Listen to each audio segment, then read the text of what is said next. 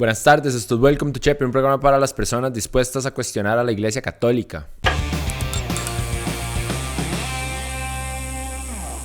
Porque esta semana el medio Amelia Rueda dio a conocer que representantes de la Iglesia Católica irán a una audiencia preliminar ya que están demandados por el supuesto encubrimiento de los abusos sexuales a menores cometidos por el ex cura Mauricio Víquez entre 1993 y el 2003. Pero antes de seguir, un poco de contexto. En octubre del 2018 se presentó la primera denuncia contra Mauricio Víquez por la supuesta violación contra un niño en el 2003, cuando ejercía como sacerdote en la parroquia de San Juan Bautista de Patarrada de Desamparados. Tras esta primera denuncia, 3 personas más se sumaron y presentaron las de ellos. En su momento no se pudo notificar a Víquez ya que salió huyendo del país el 7 de enero del 2019 luego de que el tribunal canónico le informara sobre los procesos penales en su contra. El 19 de febrero del 2019 el Tribunal Penal de Desamparados giró una orden de captura internacional y se le incluyó en la lista de los más buscados del Interpol. Según las fuentes judiciales, Víquez viajó a Panamá y luego a México para esconderse. El 25 de febrero del 2019 el Vaticano decidió expulsar a Víquez de la iglesia.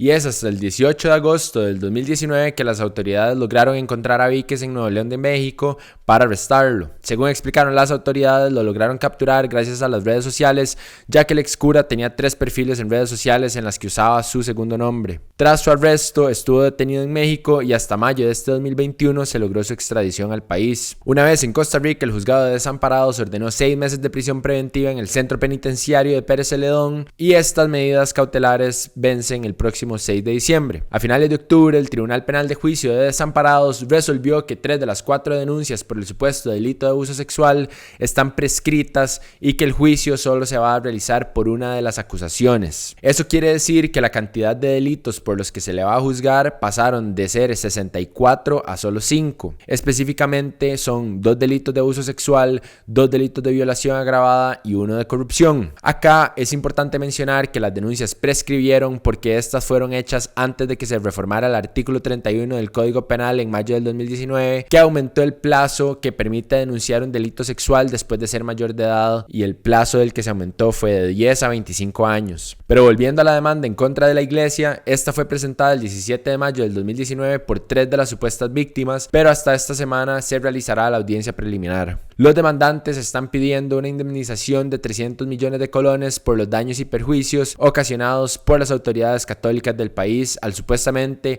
encubrir las actuaciones de Mauricio Víquez. Incluso dijeron que las autoridades fueron permisivos, complacientes y cómplices y aseguraron que la iglesia sabía desde hace años sobre los actos cometidos por Víquez. La demanda es en contra de la Iglesia Católica, sus autoridades, la Conferencia Episcopal y el principal demandado es Monseñor José Rafael Quirós, actual arzobispo de San José. En la denuncia se explica cómo la iglesia, a pesar de saber de estos casos desde hace más de 10 años, encubrieron a Víquez permitiéndole que siguiera en su rol como sacerdote, inclusive lo ascendieron de cargo y después lo alertaron para que pudiera salir huyendo del país en el 2019. El abogado de los 3 denunciantes le dijo al medio Amelia Rueda que, y cito, la demanda se presenta en contra de la iglesia en la figura de las personas que en ese momento ocupaban puestos de poder como el arzobispo Quirós Quirós. Es contra la temporalidad de la arquidiócesis de San José. Según el abogado, dijo que espera que en un mes inicie el proceso de manera oficial, por lo que estaremos pendientes del tema. A mí, Kenneth, todas las religiones me tienen harto, y en particular la Iglesia Católica, porque siempre ha destacado por ser históricamente nefasta desde las cruzadas con su gran matanza de seres humanos. Por ejemplo, su inacción durante el Holocausto en la Segunda Guerra Mundial, y ni siquiera hay que irse tan lejos, porque solo este año se revelaron más de 1,200 tumbas de niños indígenas sin marcar en escuelas residenciales católicas en Canadá. Y en Francia, una investigación reveló que 216,000 niños han sido abusados sexualmente por el clero de la Iglesia Católica francesa. Aprovecho para señalar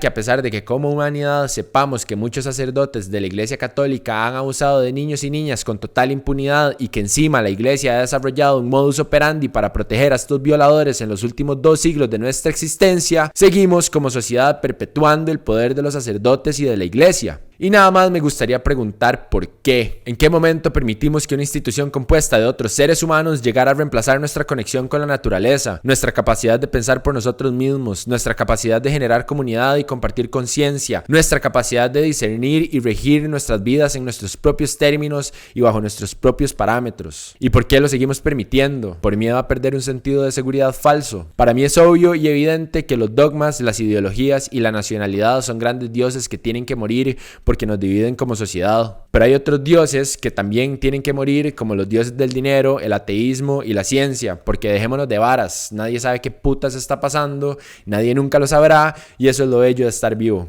Pero siguiendo con temas escabrosos, la Contraloría General de la República presentó un informe en el que revelan que los estados financieros de la FANAL no son fiables. Y no sé por qué esto es noticia, porque siempre hemos sabido de esto. La Contraloría dijo, y cito, no contienen información relevante, fiable y comprensible relacionada con las transacciones, sucesos o condiciones relativas a la situación financiera y al rendimiento financiero de la institución. Según la Contraloría, esto deja en evidencia que para su preparación y presentación, la FANAL no considera los criterios de reconocimiento, medición, presentación y revelación de las normas internacionales de información financiera que son el marco que se debe de aplicar. Por si fuera poco, dijeron que estos vacíos limitan la utilidad de la información financiera y que por ende estos estados financieros no contribuyen en el proceso de toma de decisiones. Lo primero que se revisó fueron los activos fijos, que incluyen terrenos, equipo, maquinaria, mobiliario, etc. La Contraloría determinó que habían debilidades a la hora de reconocer los costos de estos activos, debilidades en el modelo de revaluación y en el análisis de deterioro. Además, dijeron que la FANAL no ejecuta periódicamente los avalúos correspondientes. El último fue hace 9 años, en el 2012. Todo esto quiere decir que estos activos no están registrados a su valor razonable ni se han revaluado activos que por su naturaleza no adquieren valor con el paso del tiempo, como por ejemplo basureros, relojes o calculadoras. Por otro lado, la FANAL ha dicho que su deuda por impuestos en el Instituto de Fomento y Asesoría Municipal, el Instituto de Desarrollo Rural y Hacienda es de 41.361 millones de colones. Eso es casi el triple del importe de activos totales de la FANAL, pero según la Contraloría ese monto no proviene de cálculos basados en supuestos o criterios técnicos. También encontraron incongruencias en las deudas a pagar a corto plazo. Al parecer la FANAL no tiene un proceso de depuración oportuno de los saldos. Por ejemplo, se encontró un pago que se tuvo que haber hecho entre el 2000 y el 2002 por 101 millones de colones. Otras dos facturas del 2019 y el 2020 por 19 millones y 13 millones de colones respectivamente. Pero en el informe de la Contraloría todos estos pagos aún aparecían como obligaciones pendientes de pago.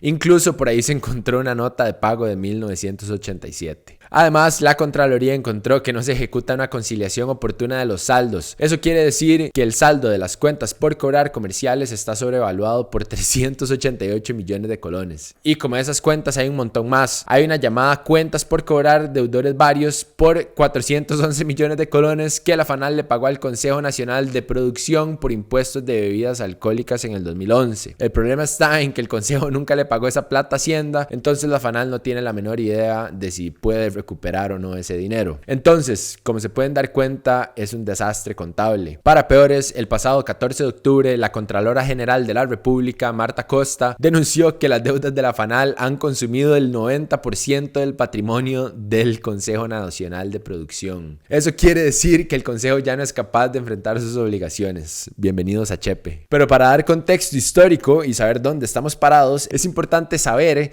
que en 1850 Juan Rafael Mora Porras centralizó la elaboración y venta de bebidas alcohólicas en San José en la Fábrica Nacional de Licores, con lo que pretendía evitar el contrabando de alcohol destilado y mejorar las rentas del Estado. Y en pleno 2021 seguimos regidos bajo la misma ley, todavía mantenemos ese monopolio y todavía lidiamos con el guaro de contrabando, por lo cual la eficacia de esta ley de hace 171 años es cuestionable, razón por la cual si algún emprendedor en Costa Rica quisiera hacer un destilado no podría hacerlo legalmente en piso costarricense. O sea que mientras que México tiene un montón de marcas reconocidas de tequila como Don Julio y un montón de otras marcas de mezcal, en Costa Rica tenemos Cacique. ¿Cómo no se va a huevar uno, mae? Pero volvamos a los datos, porque el valor del mercado del tequila en México fue de 2.100 millones de dólares en el 2020. El mercado de vodka en Rusia es de 1.838 millones de dólares en el 2021. El de bourbon y whisky en Estados Unidos fue de 4.800 millones de dólares en el 2021. Y el de whisky en Escocia fue de 6.000 millones de dólares. ¿Y saben cuánta harina ha hecho la FANAL en su mejor año? Es importante mencionar que fue durante la pandemia cuando el alcohol en gel estaba agotado y cabe mencionar que no dieron abasto, pero bueno, obtuvieron ingresos de 41.000 millones de colones, lo cual equivale a 64.241.752 dólares. Y a pesar de esta escabrosa burocracia, existen proyectos como Cas de Luz, una empresa que se lleva el Cas, que es un producto endémico de Costa Rica, hasta Alemania para poder destilarlo y traerlo de vuelta al país, lo que me hace pensar en el potencial que tenemos como país de crear nuevas industrias y sobre cómo los políticos podrían empezar a proponer generación de empleo más allá de la enseñanza del inglés para trabajar en un hijueputa call center.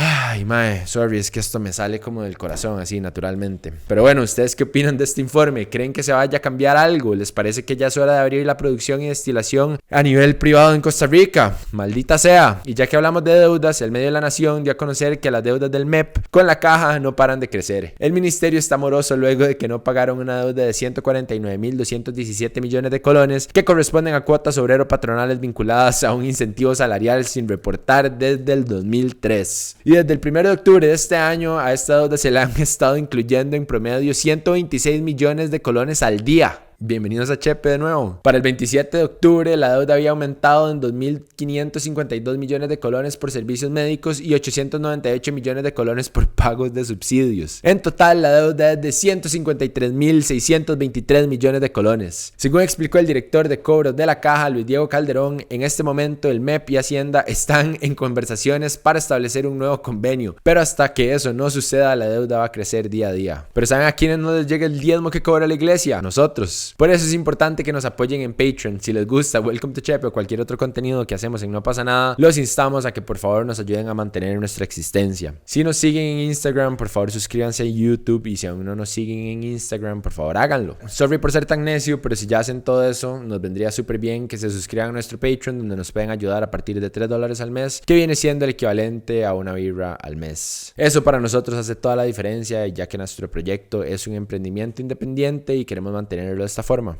Además, si se convierten en nuestros Patreons, van a tener acceso a contenido extra loquísimo en el que no hay ningún tipo de restricciones. Muchísimas gracias a todas las personas que ya nos apoyan, ustedes hacen toda la diferencia. En otros temas, el Poder Ejecutivo presentó esta semana el primer decreto de convocatoria para el segundo periodo de sesiones extraordinarias del periodo legislativo. Para decepción de todo el mundo, el presidente Carlos Alvarado no incluyó el proyecto de ley para legalizar el cannabis medicinal y la industria del cáñamo en la agenda legislativa. Solo para recordarles el caso, el 19 de octubre el proyecto fue aprobado en primer debate con 33 votos a favor. 2 días después, 10 diputados interpusieron una consulta de constitucionalidad y se detuvo la segunda votación.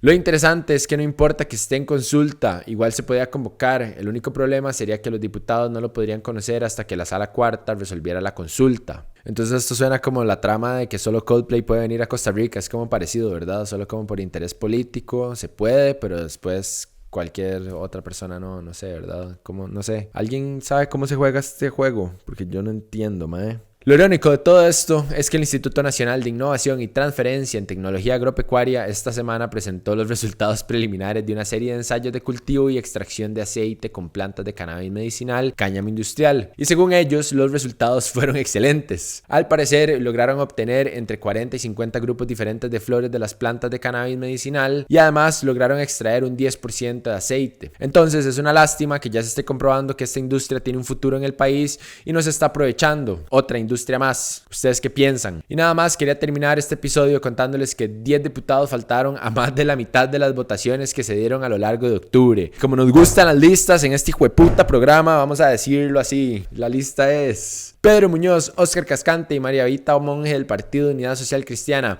Melvin Núñez y Eduardo Cruikshank de Restauración Nacional, Welmer Ramos del PAC, mae, por favor no quede presidente, Karine Niño de Liberación y los independientes Eric Rodríguez Steller, Nidia Céspedes y Marulín Azofeifa. Un dato igual de desalentador es que un diputado puede presentarse al inicio de una sesión y levantarse e irse en cualquier momento. Eso quiere decir que siempre y cuando la sesión no se levante por falta de quórum, va a seguir contando como que estuvo presente aunque se haya ido a los 5 minutos. Imagínense si las escuelas funcionaran bajo el mismo sistema. Estos datos podrían ser incluso peores. Tal vez el caso más llamativo es el del diputado Pedro Muñoz, que llegó a 17 de las 18 sesiones, pero solo estuvo presente en una de cada 20 votaciones. Ya se los he preguntado antes, pero ¿no les parece preocupante la ligereza con los que los diputados se ausentan? ¿Cómo es posible que suceda un caso como el de Pedro Muñoz y que encima quiera ser presidente? Me explico, es que estas son las personas que están ahí, mae. Quería contarles que finalmente, después de 120 años, el Juzgado Penal de Hacienda y de la Función Pública ordenó que el empresario del cemento chino Juan Carlos Bolaños Rojas y 8 personas más vayan a juicio por el caso del cementazo caso. Entre ellos están, más listas, lindas,